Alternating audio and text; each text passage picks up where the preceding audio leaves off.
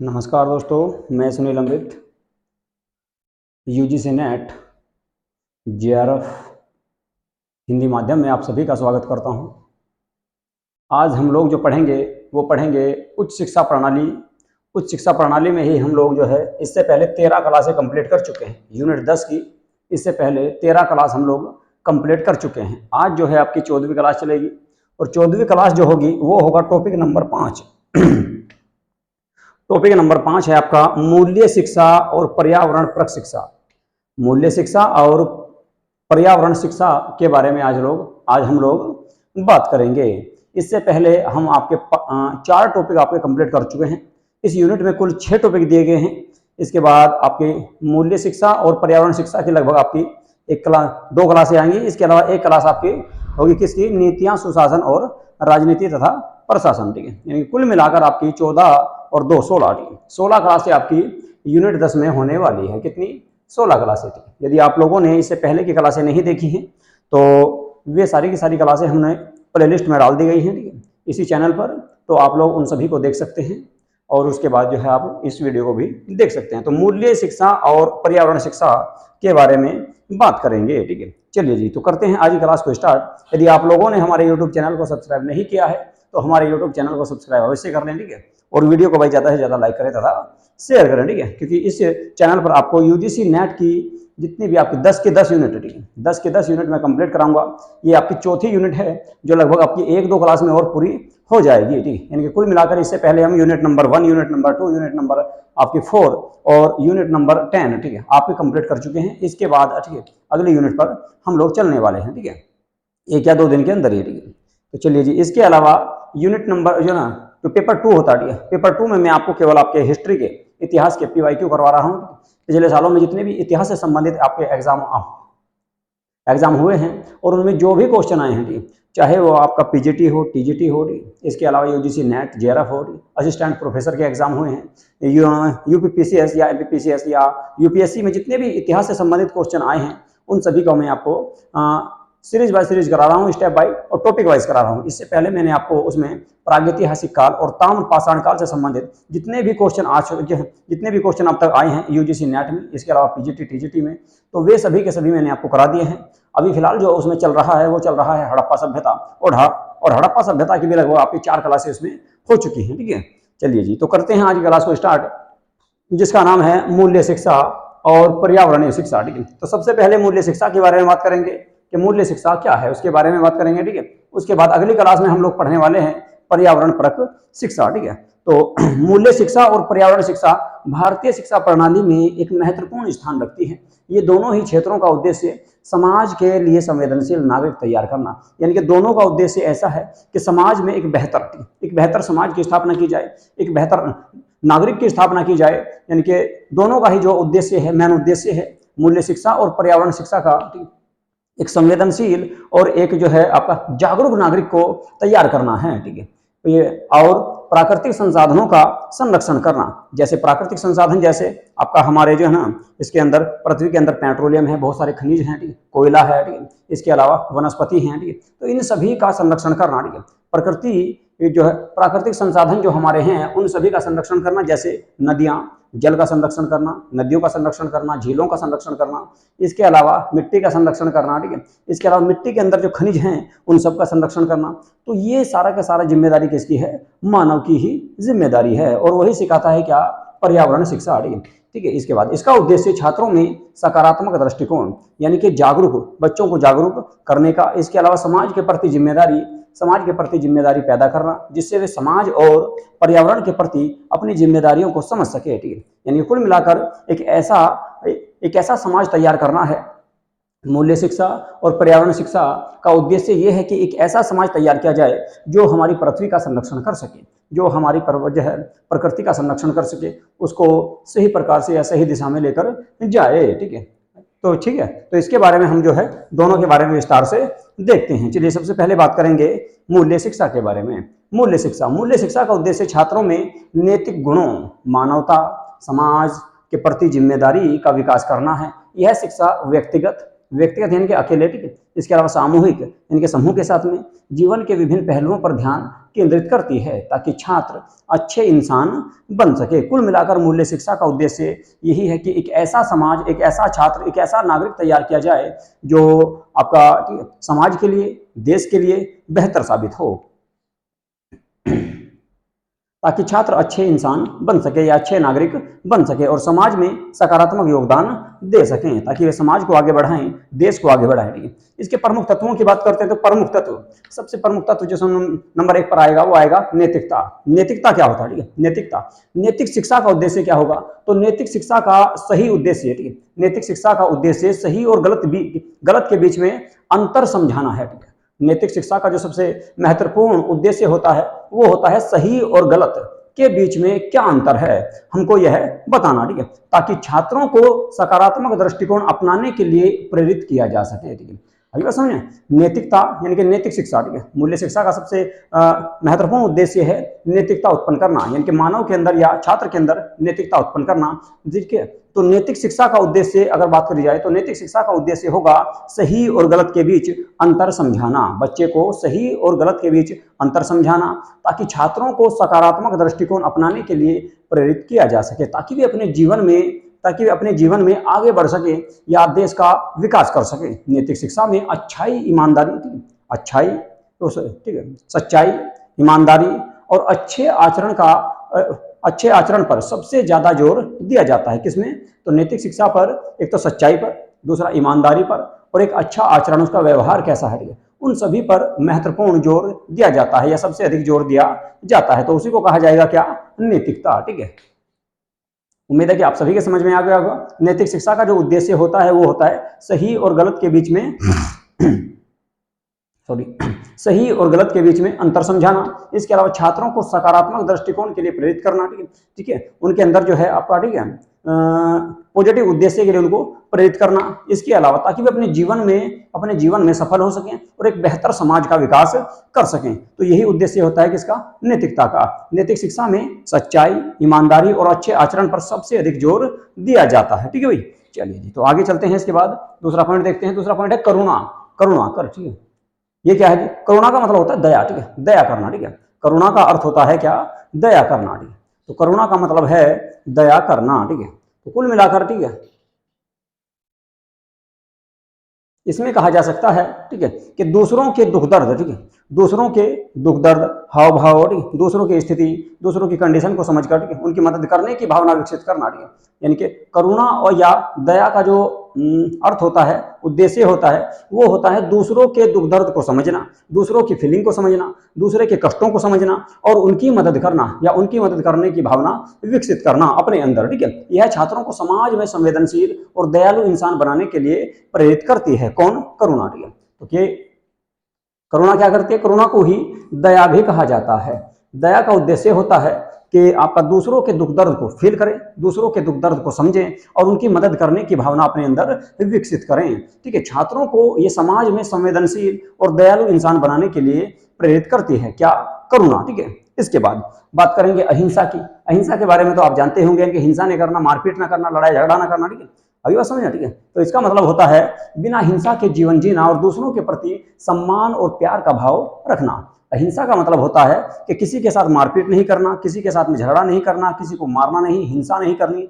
कुल मिलाकर जो है एक ऐसा जीवन जीना जिसमें बिल्कुल भी हिंसा न हो। ठीक है, बिल्कुल भी हिंसा उसमें ना हो। ठीक है, और आप सभी जानते होंगे, ठीक है, अहिंसा पर सबसे अधिक बल किसने दिया था? तो अहिंसा पर सबसे अधिक बल दिया गया था किसके द्वारा? महात्मा गांधी जी के द्वारा अहिंसा पर सबसे अधिक बल दिया गया था। उनके जितने भी आंदोलन थे वे सभी अहिंसावादी आंदोलन कहे गए थे। ठीक है, जबकि आप सब जानते होंगे कि 1920 में एक आंदोलन शुरू हुआ था जिसका नाम था असहयोग आंदोलन। असहयोग आंदोलन पूरी तरह से अहिंसा पर आधारित था, लेकिन उसमें एक घटना हुई थी, यानी कि हिंसा हुई थी एक जगह।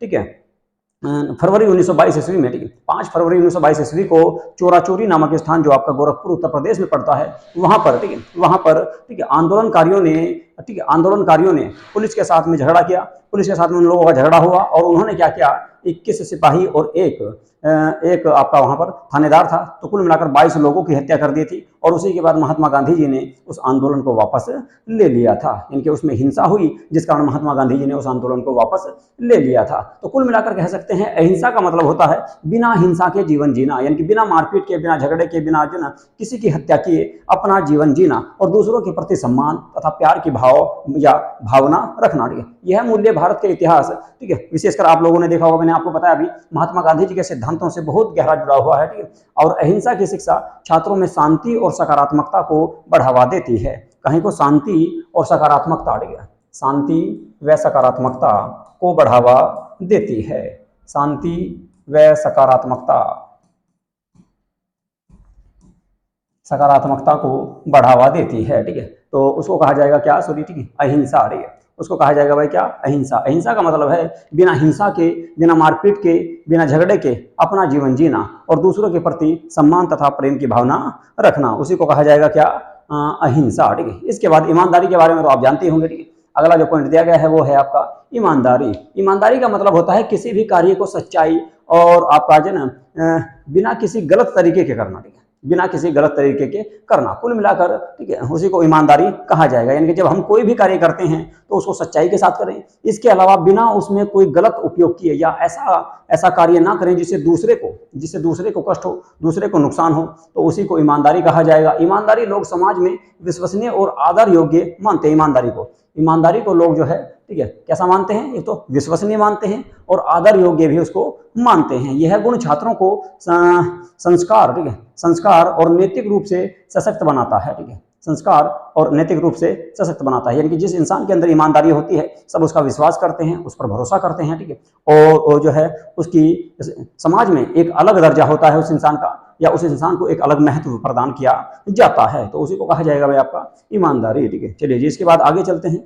अगला जो पॉइंट दिया गया है आपका वो है सेवा भाव। ठीक है, सेवा भाव। ठीक है, सेवा भाव। ठीक है, मूल्य शिक्षा का एक उद्देश्य सेवा भाव भी है, जिसका मतलब है दूसरों की मदद करना या दूसरों की हेल्प करना, ठीक है, समाज में योगदान देना। ठीक है, ठीक है, सेवा भाव का मतलब है दूसरों की मदद करना और समाज में अपना महत्वपूर्ण योगदान देना। यह छात्रों को समाज के प्रति जिम्मेदारी और सेवा के महत्व को समझने के लिए बहुत ज्यादा प्रेरित करता है। क्या, सेवा भाव। ठीक है, हम सभी के अंदर सेवा भाव का उद्देश्य होना बहुत जरूरी है, सेवा भाव का गुण होना बहुत जरूरी है, क्योंकि बिना सेवा भाव के आप एक अच्छे नागरिक या एक अच्छे इंसान या जो है देशवासी नहीं बन सकते। ठीक है, तो कुल मिलाकर सेवा भाव का मतलब है दूसरों की मदद करना, दूसरों की हेल्प करना। ठीक है, ताकि जो है, ठीक है, हम अपने समाज के प्रति एक जिम्मेदार और जो है बेहतर नागरिक बन सकें। ठीक है, तो सेवा के महत्व को समझने के लिए प्रेरित करता है और यह शिक्षा व्यक्ति को मूल्यप्रक नागरिक बनाने में भी मदद करती है। ठीक है, आगे बात समझिए।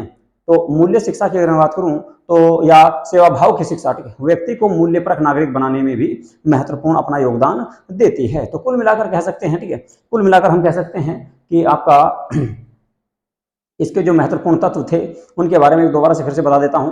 ठीक है, मूल्य शिक्षा के, तो मूल्य शिक्षा के प्रमुख तत्व होते हैं नैतिकता, यानी कि इंसान के अंदर नैतिकता के गुण होना बहुत जरूरी है, तभी वो एक बेहतर नागरिक बन सकता है या बेहतर छात्र बन सकता है।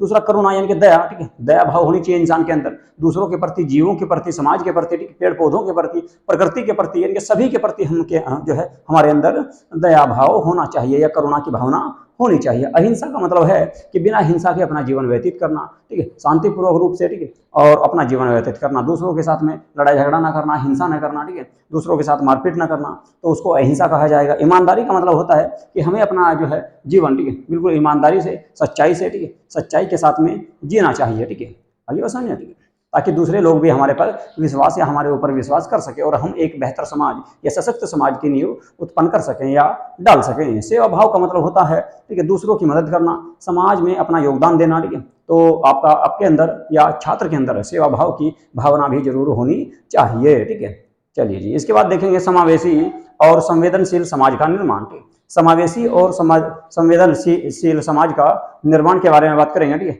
आवाज तो सही आ रही है भाई? ठीक है, एक बार अगर कोई दिक्कत है तो कमेंट करके बता देना मुझको। ठीक है, यदि आवाज में या साउंड में या दिखने में आपको कुछ दिक्कत हो रही है तो आप लोग जो है मुझे कंप्लीट तरीके से इसमें बता सकते हैं। ठीक है, चलो जी ठीक है।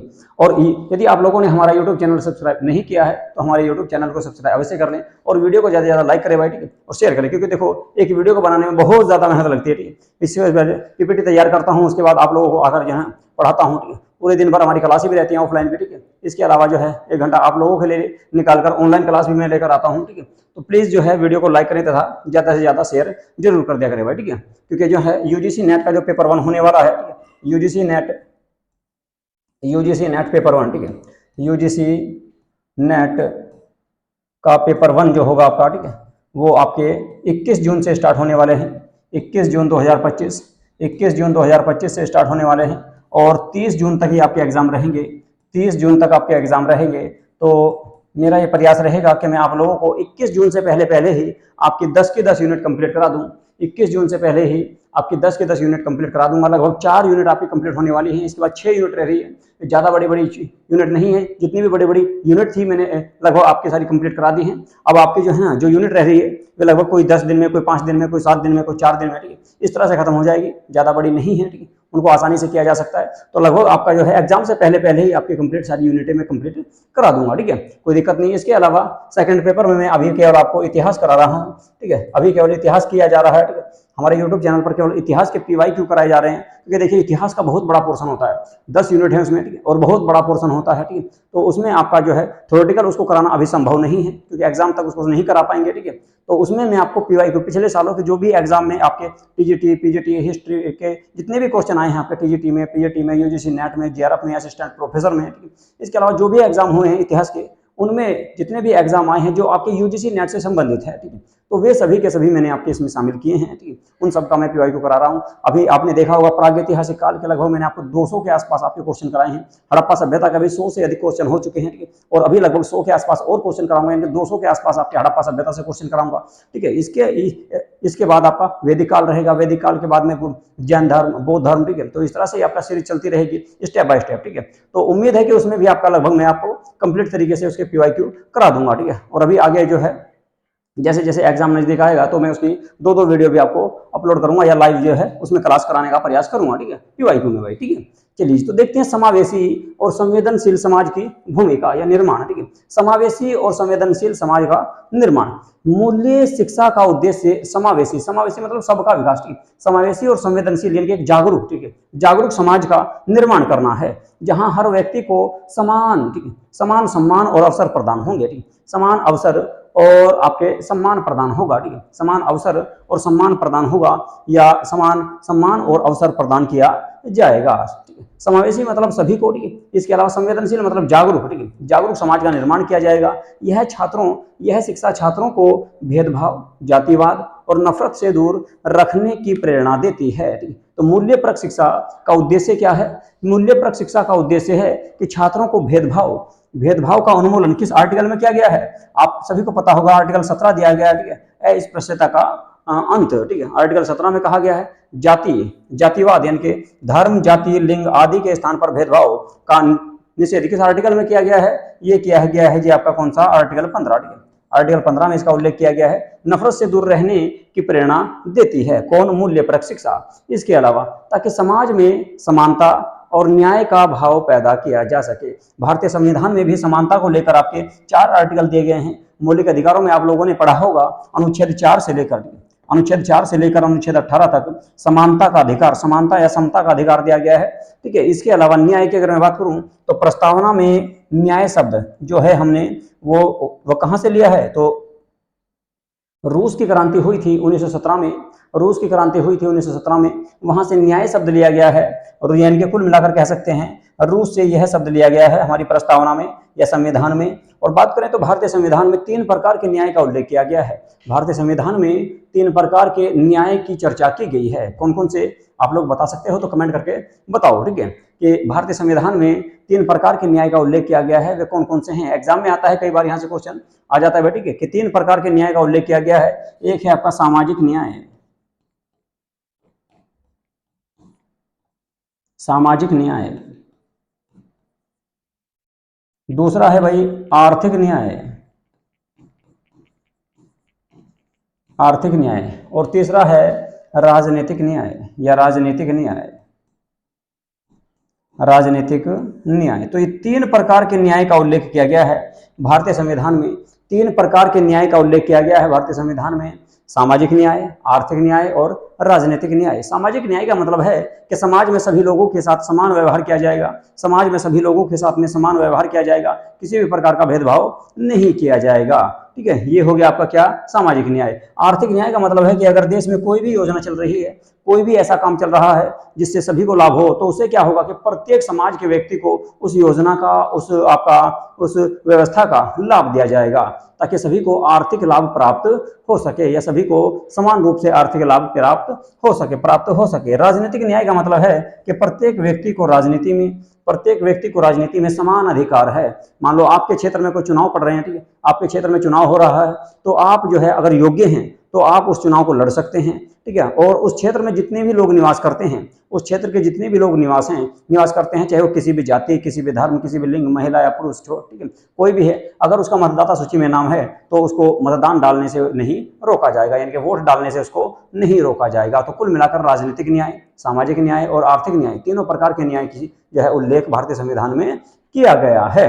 ठीक है भाई, चलिए जी, इसके बाद तो ये था आपका क्या, मूल्यपरक शिक्षा। ठीक है, इसके बाद निष्कर्ष देख लेते हैं। ठीक है, मूल्य शिक्षा छात्रों में सकारात्मक यानी कि पॉजिटिव गुणों का विकास करती है, जो न केवल व्यक्तिगत जीवन में सहायक होते हैं बल्कि समाज में भी योगदान करने की क्षमता विकसित करते हैं। यानी कि कुल मिलाकर मूल्यपरक शिक्षा एक ऐसी शिक्षा होती है जो बच्चे के अंदर पॉजिटिव गुणों का, पॉजिटिव जो है लक्षणों का विकास करती है, जो केवल ऐसा नहीं कि भाई उस बच्चे के व्यक्तिगत जीवन में ही सहायक होते हैं या उसके जो ना उस अकेले व्यक्ति के ही जीवन में सहायक होते हैं, वे बल्कि पूरे उससे क्या होता है, मूल्यपरक शिक्षा से अगर बच्चे के अंदर सकारात्मक गुण उत्पन्न होते हैं तो उससे पूरे समाज को लाभ होता है। उसके आसपास जितना भी वातावरण होता है, उसके आसपास जितने भी लोग रहते हैं, परिवार में, समाज में, उन सभी को उसका लाभ पहुंचता है। तो उसी को कहा जाएगा क्या, मूल्य शिक्षा या मूल्यपरक शिक्षा। ठीक है, एक बार फिर से रिपीट करा देता हूं दोबारा से, क्या क्या हमने आज पढ़ा है। ठीक है, तो आज पढ़ा है हमने क्या, मूल्य शिक्षा।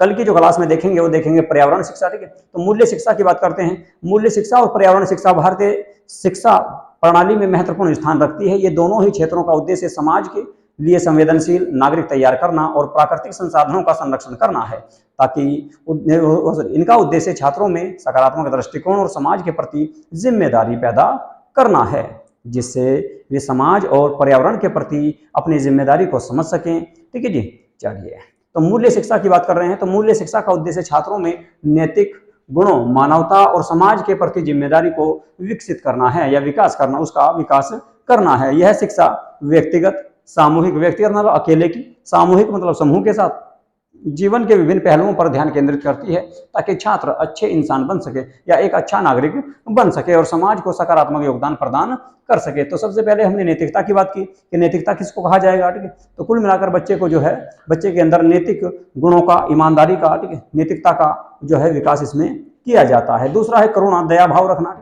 यानी कि सभी जीवों के प्रति, समाज के प्रति, प्रकृति के प्रति हम सबको दया भाव रखना है। अहिंसा का मतलब होता है बिना हिंसा के, ठीक है, बिना मारपीट के, बिना झगड़े के, बिना हत्या के, ठीक है, अपना जीवन जीना, ईमानदारी से अपना जीवन जीना। ठीक है, यानी कि बिना हिंसा के शांतिपूर्वक सकारात्मकता के साथ अपना जीवन व्यतीत करना। इसके बाद ईमानदारी है। ईमानदारी का मतलब होता है कि सच्चाई के साथ अपना जीवन जीना, किसी के साथ धोखा नहीं करना, किसी को जो है आपका, ठीक है, जबरदस्ती या किसी को धोखे से कोई भी आपको नुकसान नहीं पहुंचाना। ठीक है, इसके अलावा सेवा भाव, यानी कि हम सभी के अंदर जो है सेवा भाव की भावना उत्पन्न होनी चाहिए, ताकि हम दूसरों की मदद कर सकें, ठीक है, और एक बेहतर समाज का निर्माण कर सकें। ठीक है, तो समाज में अपना योगदान प्रदान कर सकते हैं हम किससे, सेवा भाव के उद्देश्य से ही। ठीक है, इसके अलावा समावेशी और संवेदनशील समाज का निर्माण करना। मूल्य शिक्षा का उद्देश्य एक समावेशी और संवेदनशील यानी कि जागरूक समाज का निर्माण करना है, जहाँ हर व्यक्ति को समान सम्मान और अवसर प्राप्त हो। यह शिक्षा छात्रों को भेदभाव, जातिवाद,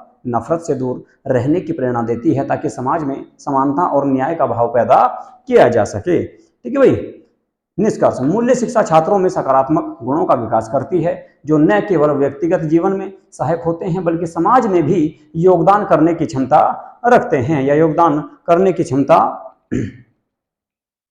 विकसित करती है। ठीक है, तो ये थी आपकी मूल्य शिक्षा। ठीक है जी, आज की क्लास आप लोगों को कैसी लगी इसके बारे में आप लोग जरूर बताएं, ठीक है।